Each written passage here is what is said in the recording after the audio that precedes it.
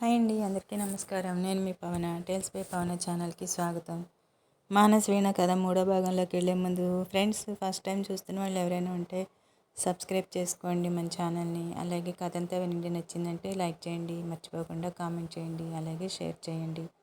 ఇంకా కథలోకి వెళ్ళిపోదాం. పద్మజ బాధగా 25 ఏళ్ల కోడి వయసు పిచ్చివాడే తిరుగుతున్నాడు. అతన్ని ఎన్నో అడగాలని, అతడి జీవితం ఎందుకు ఇలా అయ్యిందో తెలుసుకోవాలని తనకెంతో తహతహగా ఉంది. కానీ అతడి మనసు స్వాధీనంలో ఉన్నట్టు లేదు. ఏ ప్రశ్నకి సరిగ్గా జవాబు చెప్పటం లేదు. మరునాడు మధ్యాహ్నం పద్మజ అప్పుడే భోజనం ముగించి పెరటివైపు ఆసరాలో పడుకుంది. సతీష్ వచ్చి, పిచ్చోడు వచ్చాడత్తా, అన్నం కావాలనేమో అని అన్నాడు. తిని మైలు ముట్టుకున్నారని చెప్పరా అని అంది. చెప్పానత్తా, వెళ్ళడం లేదు, నిలబడ్డాడు అలాగే అన్నాడు సతీష్. అంతలోనే అవతల నుండి నారాయణరావు కేక పెట్టాడు. సరే పద్మజ, కాస్త ఏదైనా ఉండేమో తీసుకురా అమ్మా, పాప ఆకలి మీద ఉన్నట్టున్నాడు అని. పద్మజ ఒక ప్లేట్లో కాస్త అన్నం పప్పు పెట్టుకొని బయటకు వచ్చింది. అరే, అలా తెస్తే అతడి దగ్గర తినడానికి ఏమీ ఉన్నట్టు లేదే, ఇస్తట్లో పెట్టుకురా అమ్మా అని అన్నాడు. ఒకరోజా ఏమిటి ఇస్తరేసి వడ్డించడానికి? రోజు తయారయ్యేలా ఉన్నాడు. గుమ్మం దగ్గర ఎప్పుడొచ్చి నిలబడిందో శంకరమ్మ అంది. నారాయణరావు ఆమెకేమీ జవాబు చెప్పలేదు. పద్మజను ఉద్దేశించి తీసుకురాపో అని అన్నాడు. అదే అరుగు మీద పేపర్ చదవడంలో నిమగ్నమై ఉన్న నారాయణరావు తలెత్తి దిక్కులు చూస్తూ నిలబడి ఉన్న బాబు వైపు దీర్ఘంగా చూసి, ఇతడిని చూస్తే నాకేమనిపిస్తుందో చెప్పనా అన్నా అన్నాడు గంభీరంగా. పిచ్చివాడి వేషంలో తిరుగుతున్న పోలీసు వాడని అనిపిస్తోంది అని అన్నాడు. సీనయ్య హత్య కేసులో తిరుగుతున్న సిఐడి లాగా ఉన్నాడు. నిన్న కరణం గారు కూడా ఇదే మాట అన్నారు. ఊళ్ళో చాలామంది ఇలాగే అనుకుంటున్నారట. అతడు నిజంగా పిచ్చివాడు కాకుండా ఏ పోలీస్ డిపార్ట్మెంట్ మనిషి అయితే ఎంత బాగుండు. విస్తట్లో అన్నం తీసుకువచ్చిన పద్మజ కూడా అలాగే అనుకునింది. దిక్కులు చూస్తే కడుపులో ఆకలి తీరదురా అబ్బి, అన్నం తిను అని అన్నారు నారాయణ గారు. బాబు చూపు పద్మజ చేతిలో ఉన్న విస్తరి మీద పడింది. ఒక్క అంగులో సమీపించాడు. పద్మజ గబుక్కని కింద పెట్టి దూరంగా జరిగింది. అబ్బి, నీదే ఊరు? నారాయణరావు యథాలాపంగా 2-3 ప్రశ్నలు వేశాడు, కానీ ఒక్కదానికి జవాబు రావట్లేదు అతడి నుండి. బాబు ఏకదీక్షగా విస్తరి ఖాళీ చేస్తున్నాడు. లక్ష్మణరావు పంచి పైకి కట్టుకొని అతడి ముందు తచ్చాడుతూ, ఒరే అబ్బి, నేను చెబుతాను విను. సీనయ్యని హత్య ఎలా జరిగిందో పోలీసు వాళ్ళు ఎదురుగా వచ్చి సాక్ష్యం చెప్పమంటే ఎవరు చెప్తారు చెప్పు? ఎవరికి దమ్ము ఉంటుంది చెప్పు? అందుకే సరైన సాక్ష్యం రాబట్టలేకపోయారు మీ పోలీసు వాళ్ళు. హంతకులు మహారాజుల్లాగా ఊళ్ళోనే తిరుగుతున్నారు. ఈ హత్య చేసింది సీనయ్య, గుమాస్తా, అతని స్నేహితుడు కలిసి చేశారు. నిఘా వాళ్ళ మీద వేసి ఉంచు. కావాలంటే నేను కూడా సాయం చేస్తాను. నాకు ఇలాంటి కేసులంటే మా చెడ్డ ఇష్టం. నాకు ఎస్ఐ జాబ్ చేయాలని ఉండేది. ఎంత అనుకున్నానో మా అన్నయ్య పడనివ్వలేదు అని అన్నాడు.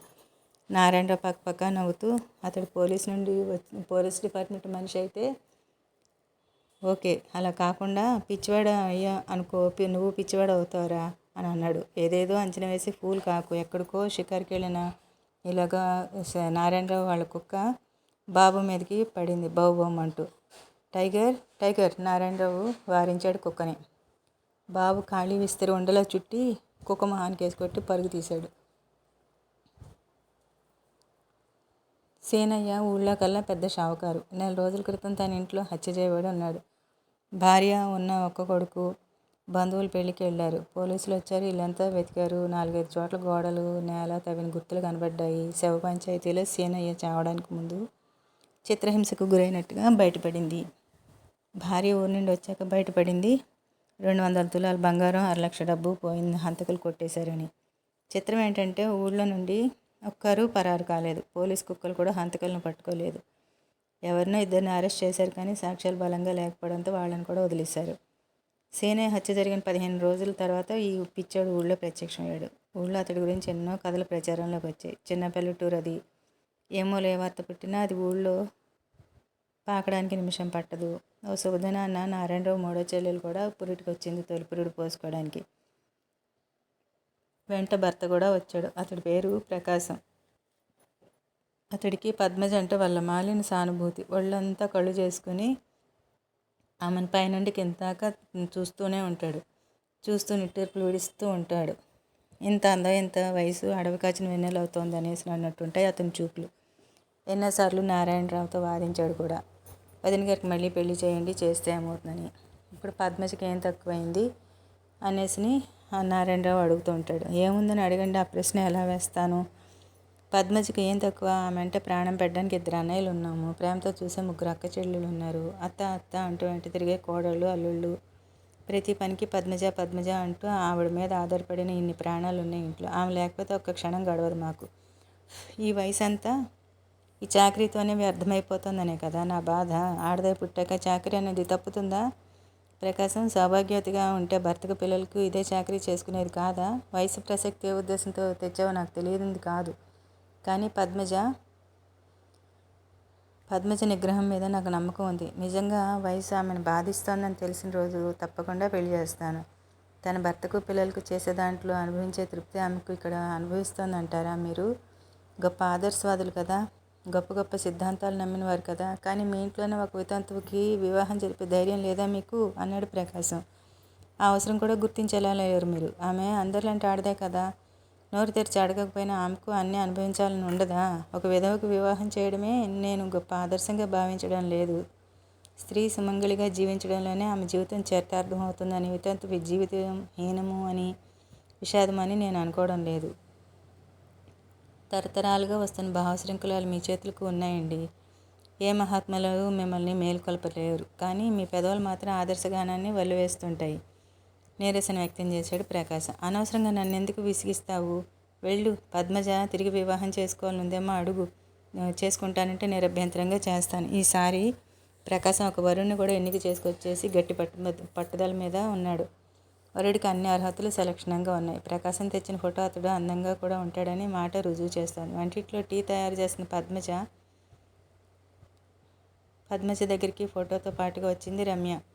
ఫోటో చూడు అక్క. ఎవరే? ఫోటోలో ఉన్న అతడిని నిస్సంకోచంగా చూసింది పద్మజ. బాగున్నాడా? బాగున్నాడు. బతికించావు ఎందుకు? ఆశ్చర్యంగా అడిగింది పద్మజ. పెళ్లి చూపులక్క.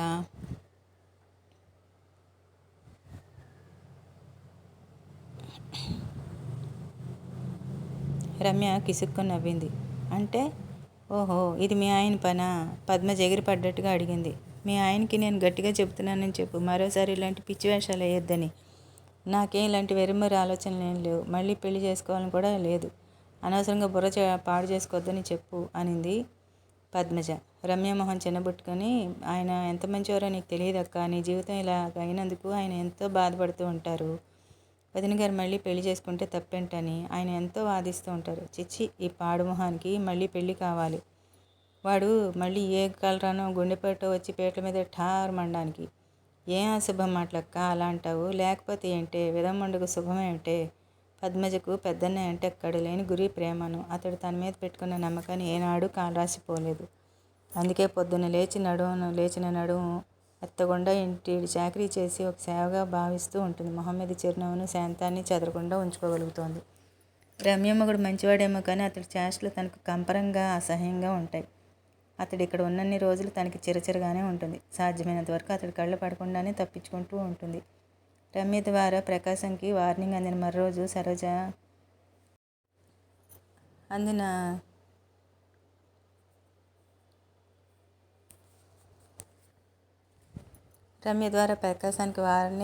మరోజు పద్మజ పెరట్లోకి పని మీదకి వచ్చింది.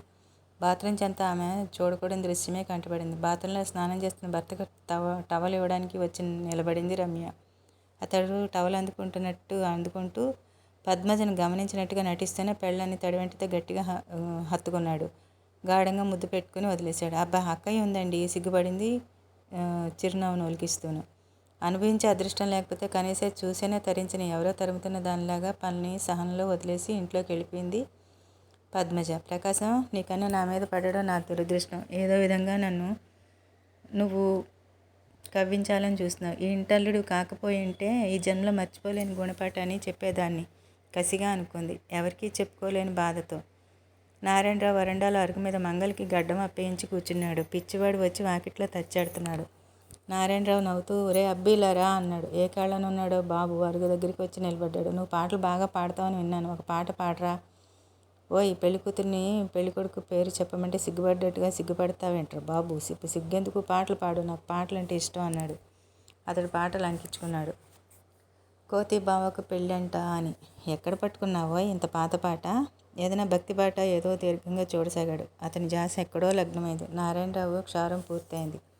ఆ గడ్డ ఆ జుట్టు తీసేస్తే చూస్తుంటే పిల్లలు దడుచుకుంటున్నారు. నున్నగా గుండు చేసేయి అని అన్నాడు మంగల్కి కనుగిడుతూ. పిచ్చివాడు కొడితే రక్కితే మంగల్ భయం వ్యక్తం చేశాడు. ఏం కాదు, నేను ఉంటానుగా. నారాయణరావు బాబు చేయి పట్టుకుని కూర్చోబెట్టాడు. పులినొట్లో తల దూర్చబోతున్న వాడిలాగా జుట్టులో కత్తెర దూర్చాడు భయపడుతూ మంగలి. ఏ క్షణంలో పిచ్చివాడు తన గోబ గుయ్యమనిపిస్తాడో, గొంతు పట్టుకుంటాడో అన్న గుండె దడితో వడివడిగా తన పని ముగించుకోసాగాడు. నారాయణరావు ఆసక్తిగా బాబు మొహంలోకి చూస్తూ ఉన్నాడు. ఊరి వాళ్ళ ఊహాగానాలకి ఇతడికి ఎంతవరకు సంబంధం ఉందో తెలియదు కానీ నిజంగా ఇతడు పిచ్చివాడే అయితే ఎంత దయనీయమైన స్థితి. 25 ఏళ్ల ప్రాయంలో పిచ్చివాడే తిరగడం ఎంత దురదృష్టకరం. ఊరెక్కడో, తల్లిదండ్రులు ఎవరో ఏ షాక్ ఇతన్ని ఇలా పిచ్చివాడిని చేసిందో. సహజంగా ఈ వయసులో ప్రేమ సుడిగుండంలో చిక్కుపడుతుంది. బహుశా ఏ ప్రేమ వ్యవహారం బెడుచుకోవట్లేదు కదా. మంగళ చేతులు చకచకా ఆడుతున్నాయి. పిచ్చివాడి నెత్తి మీద ఏదో నిధి కనుగొన్నంత ఆశ్చర్యంతో, అయ్యగారు ఇలా చూడండి అన్నాడు మంగళుడు. కుతూహలంతో బాబు బుర్ర మీద కొంగి చూశాడు నారాయణరావు. నడినెత్తిన వేలు పొడుగున గాయం మానిపోయిన గుర్తు కనిపిస్తోంది. ప్రమాదవశాత్తు దెబ్బ అయినా తగిలి ఉండాలి, లేదా ఎవరైనా బుర్ర బద్దలు కొట్టైనా పొడి ఉండాలి. ఇంత గట్టి దెబ్బ నెత్తి మీద పడితే నరాలు మెదడు కదిలి పిచ్చివాడు కాక ఏమవుతాడు? అతడు పిచ్చివాడు కావడానికి కారణం ఇప్పుడు తెలిసినట్టయింది నారాయణరావుకి. అతడి మనసు జాలితో నిండిపోయింది. ఆలోచనలతో కనుబొమ్మలు ముడిపడ్డాయి. కొద్ది నిమిషాల తర్వాత బాబు మొహం శుభ్రంగా తయారైంది. బుర్ర 2-3 చోట్ల కత్తి గుర్తులతోటి నున్నగా మెరిసిపోతోంది. కొత్త వాళ్ళు ఎవరైనా చూస్తే అతడే పిచ్చివాడంటే గుర్తుపట్టలేనంత కొత్తగా తయారైంది అతడి మొహం. బాబు అద్దంలో మొహం చూసుకుని తమాషాగా నవ్వుకుంటున్నాడు. బాబు చేయి పట్టుకుని ఇంట్లోకి తీసుకొస్తున్న నారాయణరావుని వింతగా చూశారు ఇంట్లో వాళ్ళు. అయ్యో కర్మ, వాడితో స్నేహం ఏంటండి మీకు అంది శంకరమ్మ. అతడితో స్నేహం అంటే? అతడు మనలాంటి మనిషే కదా. పిచ్చివాడని అందరూ హేళన చేసి తరిమితే అది అతడి బతుకు మరీ నికృష్టమైపోదా? ఎవరి కర్మకు ఎవరి బాధ్యులు? నారాయణరావు చిరునవ్వు నవ్వాడు. గీతలో కృష్ణ పరమాత్మ ఉపదేశం మనిషి తన కర్తవ్యం నిర్వహించడం కోసం చెప్పాడు కానీ ఎదుటివాడి పట్ల నిర్దయుడైపోవాలని చెప్పలేదు. బాబు చెయ్యి వదలకుండా పెరట్లోకి తీసుకువచ్చి, చొక్కా విడవరా అబ్బి అన్నాడు. పిల్లలంతా వాళ్ళ చుట్టూ మూగారు తమాషా చూస్తున్నట్టుగా. పద్మజ కూడా దూరంగా నిలబడి చూస్తుంది. ఏ గందరగోళం చేస్తాడో అని అన్నట్టుగా ఉంది అతని మనసు, అందరి మనసు. చిరిగి చీలికలేని 10 మసిగుడ్డల్లాంటి చొక్కా నారాయణరావు సాయంతో విడిచాడు బాబు. అతడి గుండెల మీద నల్లగా మురికి పట్టేసి ఉన్న యజ్ఞోపేతం చూసి నారాయణరావు కళ్ళు మెరిశాయి. ఇతడెవరో ఉన్నత వంశస్థుడే దురదృష్టంగా ఇలాగా మతి చెడి తిరుగుతున్నాడు. అతడి పట్ల మరింత ఆర్ద్రమైంది నారాయణరావు మనసు. సానుభూతికి తోడు గౌరవం కూడా ఏర్పడింది. అతన్ని స్నానాల గదిలో పీట మీద కూర్చోబెట్టి మీద నుండి వేడి నీళ్లు పోస్తూ ఉన్నాడు నారాయణరావు. ఒంటి మీద వేడి నీళ్లు పడుతూ ఉంటే తమాషాగా కళ్ళు చికిలించి పిల్లాడిలాగా సంతోషం వ్యక్తం చేస్తూ కేరింతలు కొడుతున్నాడు బాబు. మరో 10 నిమిషాల తర్వాత నారాయణరావు వచ్చిన చొక్కా పంచె ధరించి నుదుట ఎర్రని కుంకుమ బొట్టు పెట్టుకుని కడిగిన ముత్యంలా తెల్లగా మెరిసిపోతున్నాడు బాబు. బాబుని విభ్రమంగా చూస్తున్నారు నారాయణరావు. ఎలా చెబితే అలా చేస్తున్నాడు. బుద్ధిమంతుడైన కుర్రాడిలాగా బాబు. ఇది మరీ ఆశ్చర్యంగా ఉంది అందరికీ. తనతో పాటు అతడికి భోజనం వడ్డించమని చెప్పినప్పుడు మాత్రం ఊరుకోలేకపోయింది శంకరమ్మ. ఇదేం అనాచారం ఈ ఇంట్లో? వాడి కులం ఏంటో గోత్రం ఏంటో పంక్తి భోజనం పెట్టిస్తారా? విరుచుకుపడిపోయింది. కులం పోతే నా ఒక్కడిదే కదా అంటూ నవ్వాడు నారాయణరావు. మీ ఒక్కరిదే ఎలా పోతుంది? ఇంట్లో మీతో పాటు అందరూ ఉన్నాం కదా, అందరిది పోతుంది. పోతే పోయింది. ఒక నిర్భాగ్యుడిని ఆదరించి అన్నం పెడితే అనాచారం అని చెప్పే కులం నాకు అక్కర్లేదు. ఎంతో శాంత స్వభావి గంభీరుడు అయిన నారాయణరావు ఉండుండి ఇలాగే విప్లవం లేవదీస్తూ ఉంటాడు. ఆ పెట్టేదేంటో కొంపలోకి తీసుకొచ్చి పెట్టాలా ఏంటి అని అనింది. పొరపాటు అయిపోయింది, క్షమించు. రేపటి నుండి నాకు కూడా బయటే పడేయి. నీ ఇంటికి మడిబట్ట కట్టుకో. నాకు క్షమాపణ చెప్పడం ఏంటండి? దేవుడా లెంపలేసుకుని పెద్ద నిట్టూరు పిడిచి లోపలికి పోయింది శంకరమ్మ. 2 రోజులు పెంపుడు బెడ్లా నారాయణరావు వెనకాలే తిరిగాడు. ఎక్కడికి వెళ్తే అక్కడికి చెప్పినట్టల్లా విన్నాడు. పొలం వెళ్తే పొలానికి వెళ్ళాడు, ఇంటికి వస్తే ఇంటికి. అతడు వెనకే తిరిగాడు కానీ తన వివరాలు ఏమీ బయట పెట్టలేదు బాబు.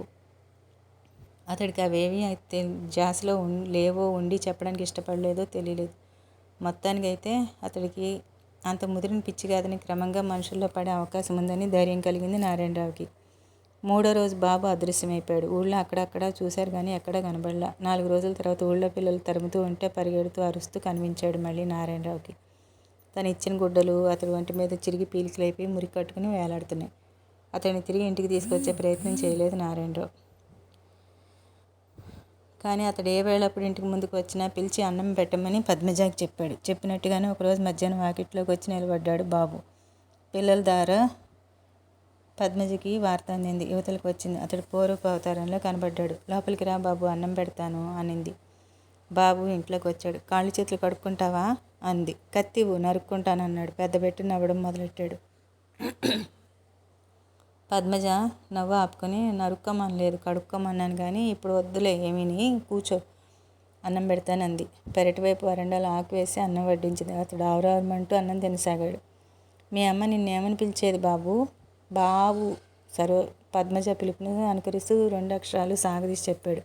ఇంకో పేరేది లేదా? కొంచెం అన్నం తీసుకురానా? బాబు ఆకు మడిచాడు. అయ్యయ్యో, మళ్ళీ పెడదామని కొంచెమే పెట్టాను. పద్మజ నొచ్చుకుంది. ఎంతసేపు ఏదో విచిత్రాన్ని చూస్తున్నట్టుగా ద్వారబంధాన్ని ఆనుకుని నిలబడ్డ ప్రకాశం ఓ విషపు నవ్వు నవ్వి, అదృష్టం అంటే నీదేరా నాయనా. ఉన్మాదం నీ కంటికి పొరలు కప్పకపోతే నీ ఎదుట ఉన్నది ఒక మెరుపుదే అని గుర్తించేవాడివి. ఆత్మీయతతో పిలిచి అన్నం పెట్టి ఆదరంగా నీ ఎదురుగా నిలబడి మాట్లాడుతుంటే నాకు చెప్పలేని ఈర్ష్యగా ఉంది. ఆ పిచ్చేది నాకు పట్టకూడదు, నీ అదృష్టం నాకు తిరగకూడదు. ఒక నిట్టూర్పు విడిచాడు. చిచి. పద్మజ నిప్పులు చెరిగే కళ్ళతోటి చూసింది. పాములకే కాదు, మనుషులకి మొలుస్తాయి విషపు కూరలు. నువ్వు నా చెల్లెలు మొగుడు కాకపోతే బుసగొట్టి కోపంతో బుసగొట్టింది. నాకు తెలుసు, నీ చెల్లెలు మొగుడిని కాకపోతే నువ్వు నన్ను ప్రేమించేదానివి అన్నాడు ప్రకాశం. ఫ్రెండ్స్, ఇది కథ నచ్చిందంటే లైక్ చేయండి, కామెంట్ చేయండి, షేర్ చేయండి, అలాగే సబ్స్క్రైబ్ చేసుకోండి. ఎలా ఉంది అప్డేటు? కంపల్సరీగా కామెంట్ చేయండి, మీ అభిప్రాయం తెలియజేయండి. Thank you for watching.